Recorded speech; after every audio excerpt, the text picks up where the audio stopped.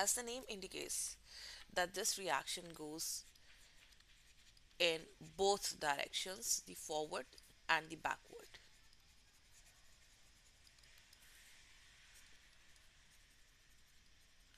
So it can be both ways. Only there, okay, there are some reactions which cannot be reversible, like combustion. It can be reversible. Once a thing is burnt, it cannot be reversed back, right? So combustion is irreversible process.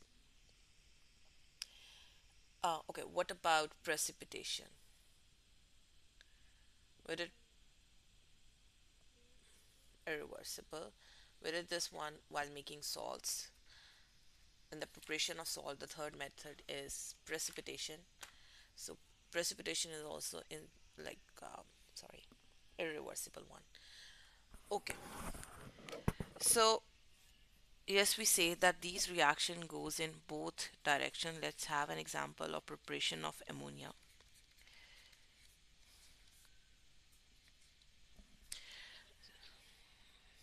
Are you also you also under the weather?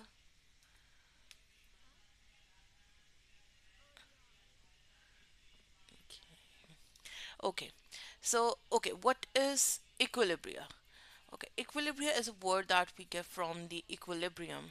So, what is a dynamic equilibrium? Is a state where the rate of reverse reaction is equal to the rate of forward direction reaction. So, say the rate of reverse reaction is equal to the rate of forward reaction. Okay? Okay. So the equilibria can be disturbed by different factors. For example, temperature can uh, change the equilibria, even pressure can change the equilibria, because we have read this earlier that when we increase the pressure, the particles come closer to each other. There would be more um, what more effective collisions, which increases the rate of reaction. Similar is the case with the temperature. When increase the temperature, there is increase in kinetic energy. The particles collide with each other, and hence the rate of reaction increases. Is it so? Okay. So these factors can affect the rate of forward reaction or the rate of reverse reaction. Keep in mind, in reversible reaction, if your forward reaction is faster, then the reverse reaction would also be faster. Okay? Okay. Now we need to know what, if we are changing something in the conditions of a reaction, what would be effect on dynamic equilibrium and how it changes to maintain the equilibrium. Okay, I'm giving you an example. Let's say we have ammonia and hydrogen chloride, and it's a reversible reaction forming the ammonium chloride. Now we have a closed container. So in a closed container, it's easy to achieve the equilibria. But we are removing ammonium chloride time to time. Now let's say the concentration of ammonium chloride decreases. Is it so? So to achieve the equilibria that they should be equal, this reaction which would move in the forward direction to equilibrate the concentration of ammonium chloride. Or let's say the both concentrations should be same. The concentration of reactant is equal to the concentration of product.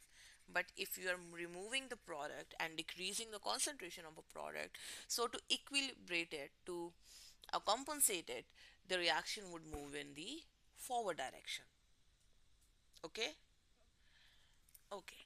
Next factor is pressure. Okay, it's easy to explain pressure. So, pressure is related to number of moles.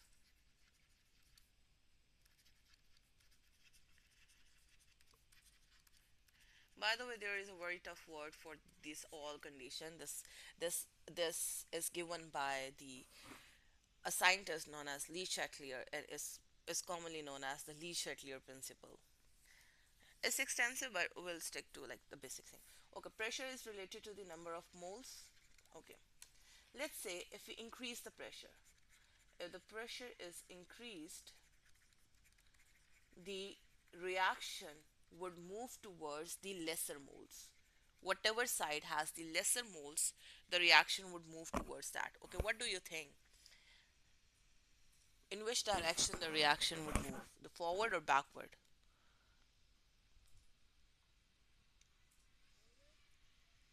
Forward. Because here we have only one mole, and here we have one mole of hydrogen chloride and one mole of ammonia. So total there are two moles on the left side. So the reaction would move in forward direction.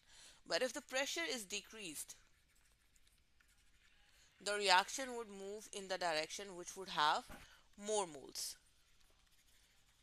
Okay? Okay. The next factor is temperature, but temperature is also related to the endothermic processes and the exothermic processes because both behave differently.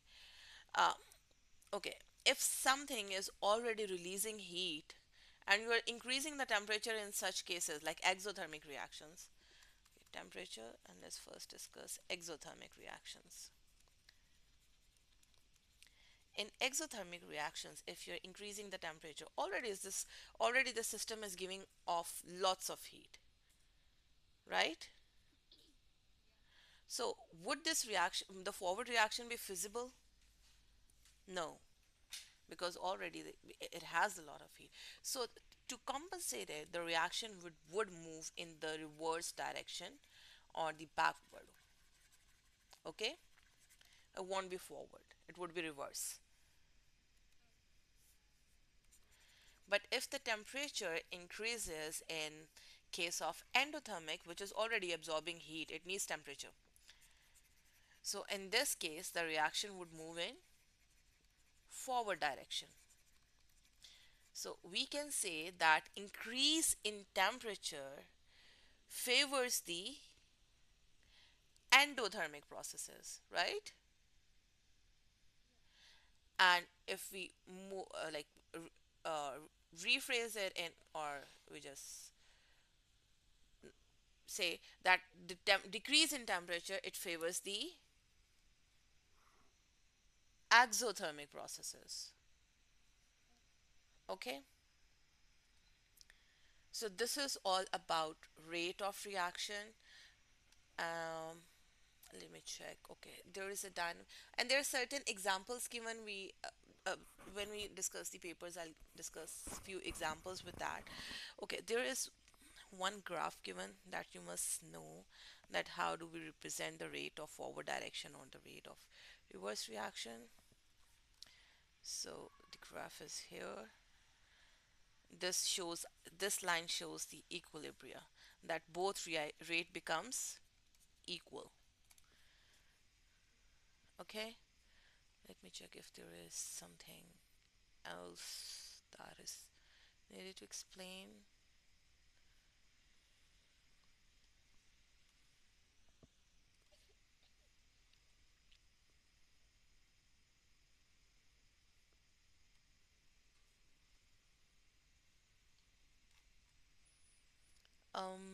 Okay, there is one example that we can discuss. Uh, we did the identification test for water, the cobalt chloride and the copper sulfate. Okay, let's discuss that example in this one. So, copper sulfate is white when there is no water molecule, but upon the addition of water, it makes a hydrated copper sulfate with five water molecules, water of crystallization.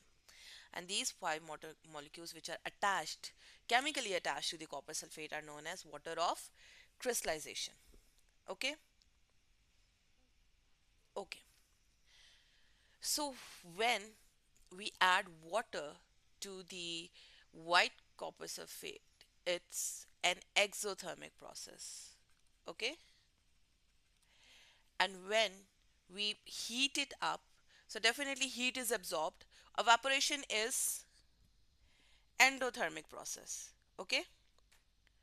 Evaporation is endothermic process. Why? Because heat is absorbed to convert or to break the bonds so that liquid converts into vapors. That's why it's an endothermic process. Okay, I'm writing here. Evaporation is endothermic because heat is absorbed to break apart liquid particles and convert them into vapors. Okay, so if we move in the reverse direction in which the water is being removed, it means water is evaporated. So that would be endothermic process. Same is the case with cobalt chloride. If it's hydrated and converted into unhydrated one, that would be an endothermic process. And when we add water, that would be exothermic process. Okay, we are done with this part as well. Let me check any other example that we need to give.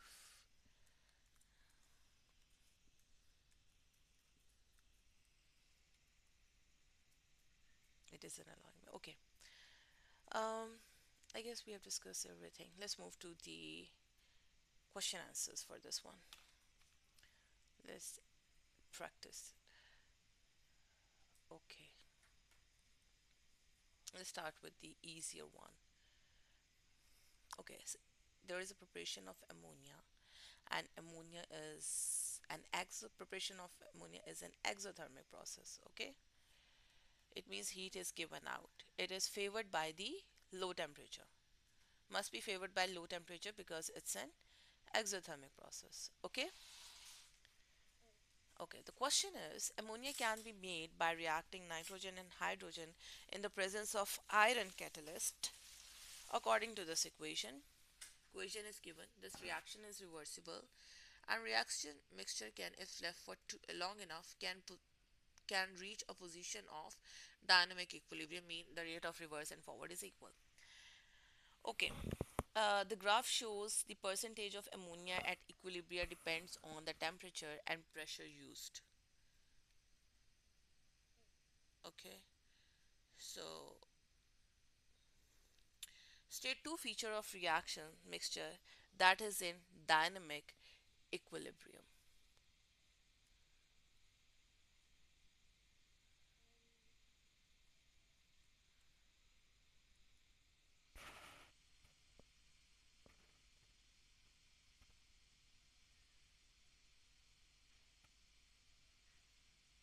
Okay, first one is I'm telling you the first one. The rate of forward direction reaction is equal to the rate of reverse reaction. That is the first feature. Okay. What can be the second feature?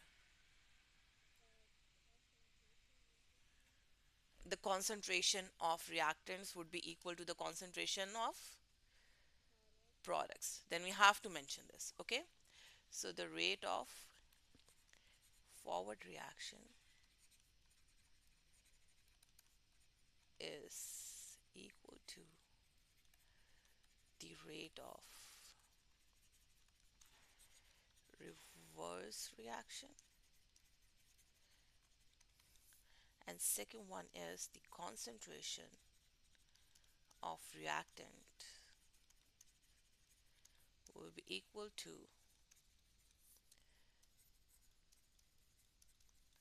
the concentration of products.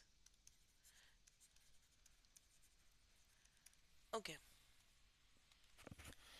next part is okay, a table is given and you have to tell the effect of temperature and pressure.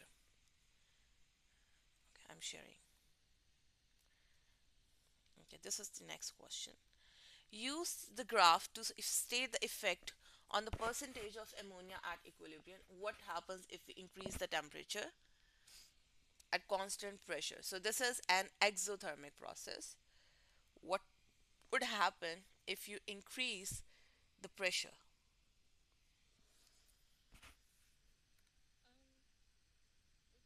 Sorry, increase the temperature. Keep in mind it's an exothermic process.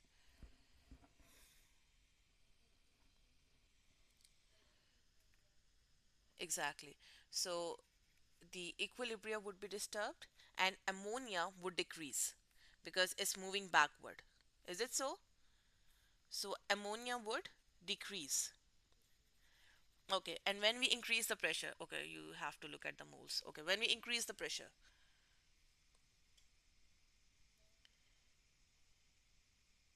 increase in pressure mean it moves to the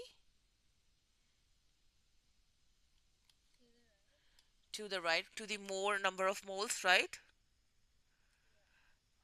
Increase in pressure means lesser number of moles. Decrease in pressure mean more moles. Okay, so there are two moles on the right side. You're right, but will the ammonia increase or decrease? It will increase. Okay, explain this effect. Explain this change that you have given in your answer. Why do you think the temperature would decrease the concentration or the percentage of ammonia?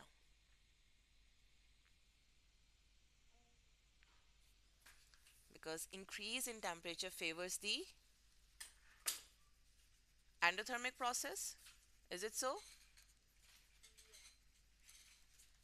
First thing. So reaction would move towards the left, let's say. As a result, the ammonia concentration decreases. Okay? Now let's talk about the increase in pressure. When we increase the pressure,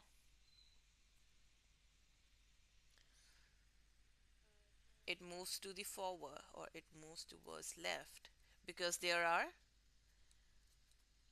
right, sorry, moves toward right because there are no, less moles because there are lesser moles. Okay, on right hand side you can write this. Okay, the next question is the reaction between nitrogen and hydrogen is used to prepare ammonia in the process of Haber's process is commonly known, quite extensively used because we need ammonia for the preparation of many things. Okay, this process operates at a pressure of 200 atm and a temperature of 450 degrees Celsius, and iron catalyst is mentioned at the start. If the reaction mixture reached a position of equilibrium, the expected yield is 30%. Means at equilibrium is 30%. Okay? The actual yield is 15%. I mean, this one is theoretical and this one is actual. Suggests why the actual yield is lesser as compared to the expected one.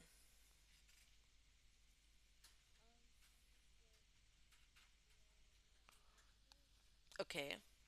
So how do we explain it with respect to our equilibria? Mean the equilibria is not might not be established, as you are saying that some of the reactants do not react. So maybe the position of equilibria not established.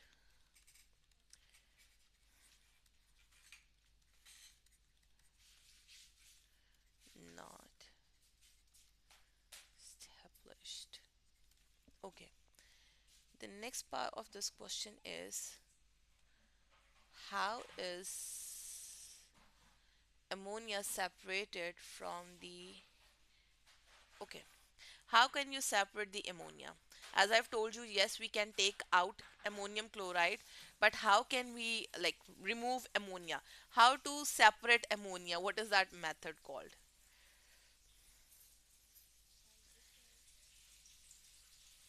No.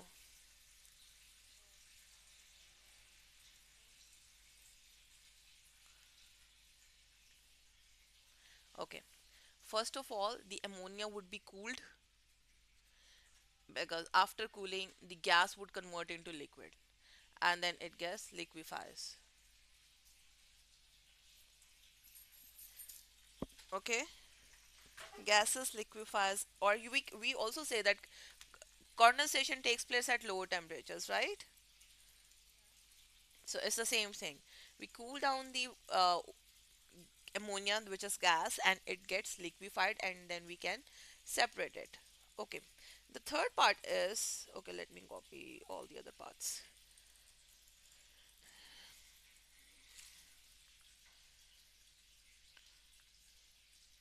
What happened to the unreacted nitrogen and hydrogen?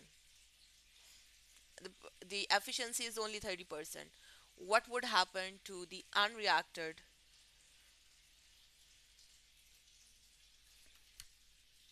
What would you do if you have an extra thing? Like what you would do if that reactant doesn't react? What you will do? You will recycle it, okay, to get more from it. Okay. The reaction would be faster if the higher temperatures were used, suggests why a higher temperature is not used in the Haber's process.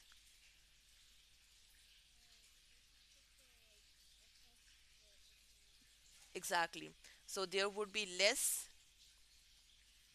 ammonia, exactly. There would be less yield or less ammonia. The product would be less. Okay? Okay. Use the information, calculate the moles in the ammonia that can be formed from the Haber's process from 112 kilogram of nitrogen. Assume all the nitrogen is converted into ammonia. Sorry, ammonia. How many moles of ammonia are produced? Okay, let's have a calculation. So we have 112 kg of nitrogen. Let's convert it into moles. 112 kg mean 112,000 divided by nitrogen. Moles is equal to given mass over molar mass. Molar mass of nitrogen is 28. Is it so? 4,000 moles. Okay. So when we compare it with okay, do you know how to calculate the reactant if product is given, or if product is given, how to calculate the reactant? Do you know how to take the ratios, the basic stoichiometry?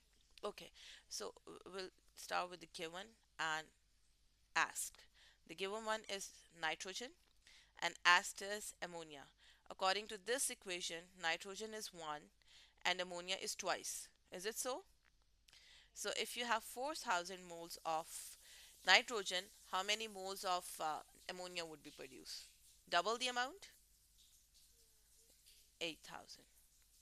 So this one is 8,000 moles. Okay. Only 15 percent of this one, okay, is converted into ammonia. Calculate the actual amount in moles of the ammonia that is produced from the this one. Okay, what is the 15% of this?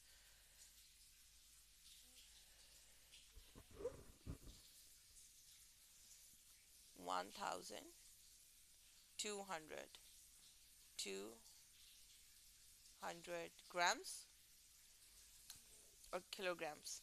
Oh, grams. That is grams. Yes. Okay. This one was easy. Bit tricky, but easy. Okay.